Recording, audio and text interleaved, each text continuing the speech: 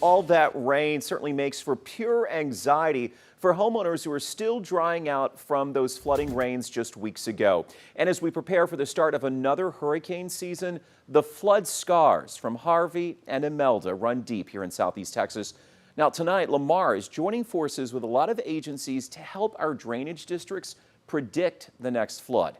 Letitia Kahey explains how, all new at 5. We get rain. Rain that just floods where you don't expect it. In Southeast Texas, we've heard this echoed so many times. And because of that, Southeast Texas has become the focus of the country when it comes to flooding. You understand that Hurricane Harvey, right?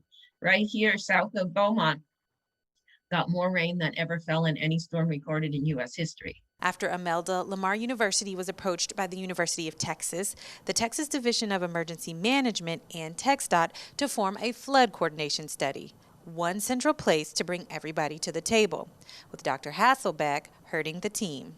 What is happening and we've seen in the last 5 years is not something that was experienced much in the last 100 years. And with that, new data needs to be compiled to update current models and infrastructure. So how does the team plan on gathering this data? These sensors are about 10 inch by 10 inch, and the team hopes to have at least 50% of them installed across Southeast Texas by the end of summer. Dr. Hasselbeck is hoping to get the word out so that the public is aware of what they are and not damage them, so data collected can improve resiliency in communities. What these sensors will help with is knowing where the water's coming from to make it so that they can use those funds the best way to mitigate the most. USGS gauges are well-established fixtures in the Sabina-Neches River areas that already test river flooding.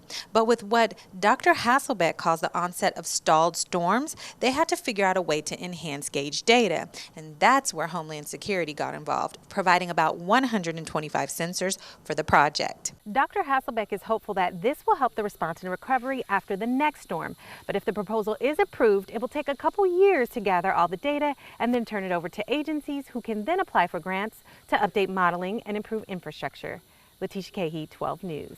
Fascinating to see. We're all about new data, right?